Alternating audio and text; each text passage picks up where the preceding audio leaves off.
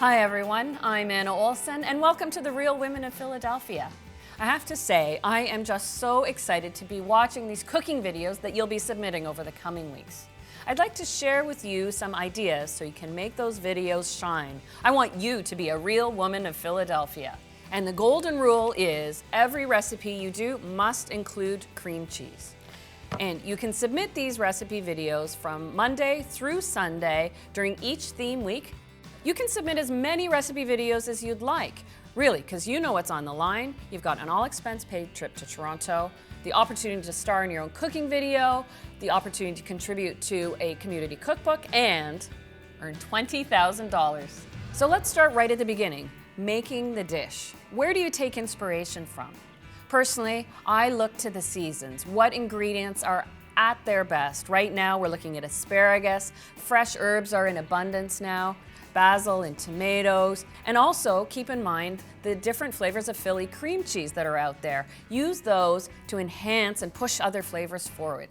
I do also take inspiration from classic dishes. I'll take something I already know that is a favorite and add my own personal twist. Take my creamy lemon squares. I use cream cheese. That way I can make the recipe twice as thick as a normal lemon square. Next on the list is testing your recipe.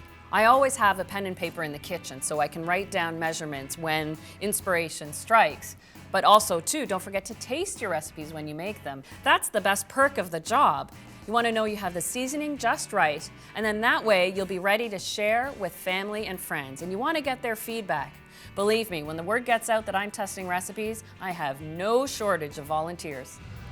Remember that presentation is part of the recipe. Plate your dish how you would like to serve it. If it's appropriate that a garnish gets put on top, well then put a garnish on top of it.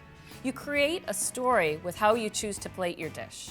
If you're making an elegant appetizer, then a small individual plate would be appropriate. But if you're doing a large entree to feed the family on a Tuesday night, well then a big platter with 2 big spoons in it would tell the perfect story. And remember, this cooking video is all about you.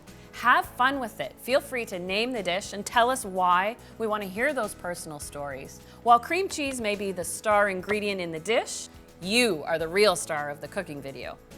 Well, ladies, I hope these tips helped inspire you to create some fantastic dishes. I know you'll do so well. I'm so excited to check out the videos and try out some of your recipes. I'll look forward to seeing who will become the Real Women of Philadelphia.